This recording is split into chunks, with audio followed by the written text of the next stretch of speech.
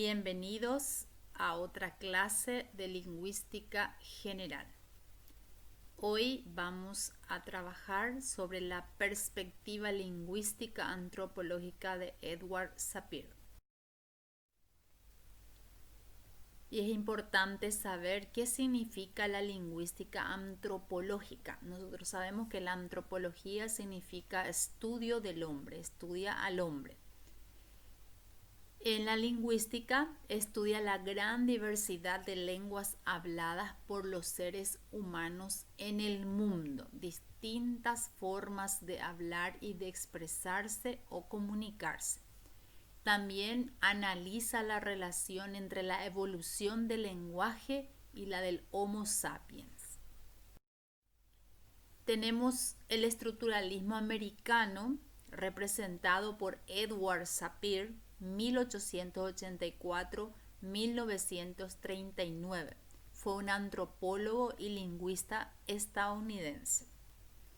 Sapir tuvo unos aportes vinculados a la relación entre la lengua, el pensamiento y la cultura. El lenguaje como fenómeno cultural es un hecho familiar. No nos preocupamos por él, es difícil definirlo. Aprendemos en el hogar las primeras formas de comunicarnos.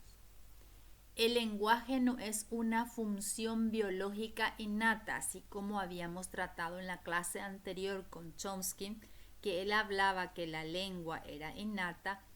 Para Sapir nos dice que no tiene esa función.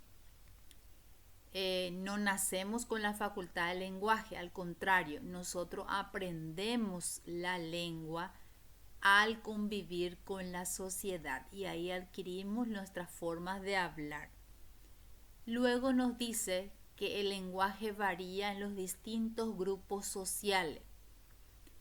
Es un hábito social heredado y se prolonga en el tiempo. Va a variar de acuerdo al ámbito o al grupo con quien yo me relaciono, el tipo de lenguaje que yo manifieste y utilice en mi comunicación. Las características del lenguaje según Sapir: no instintiva. ¿Qué quiere decir eso? Que depende de la cultura y usa signos convencionales, es decir, son aprendidos, no son innatos, no traemos al nacer. El lenguaje es intencional, ¿por qué? Porque nos permite comunicar nuestras ideas, nuestras emociones, nuestros deseos mediante signos producidos deliberadamente, o sea que con intención de transmitir algún tipo de información.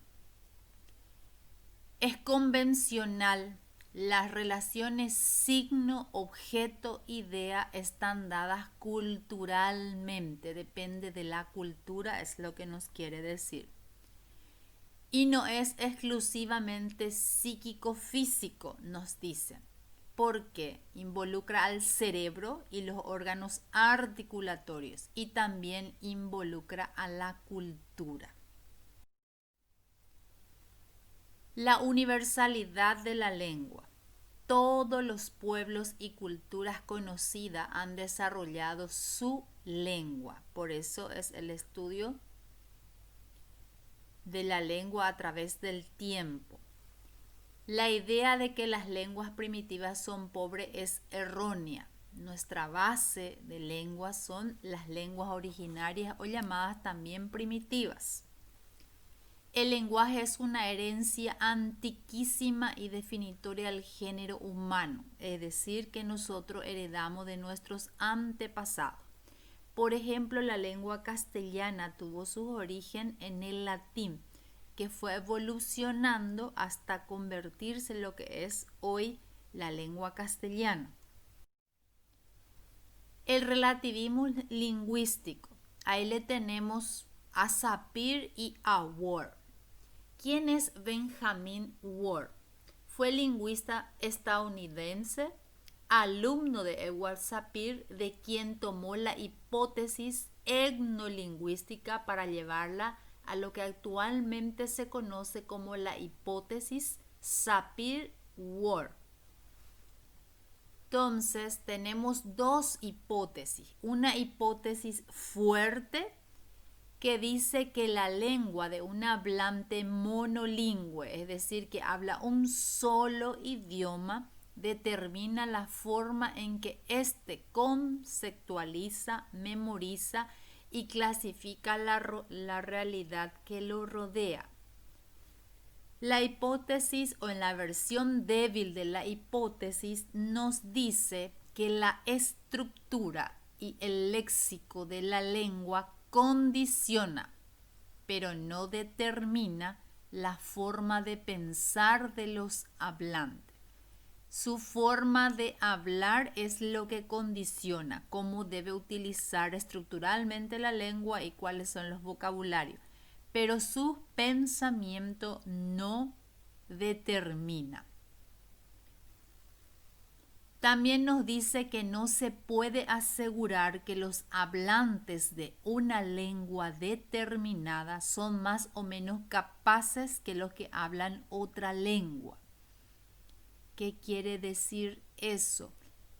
El hecho de conocer una sola lengua no significa de que sea incapaz de conocer otras lenguas.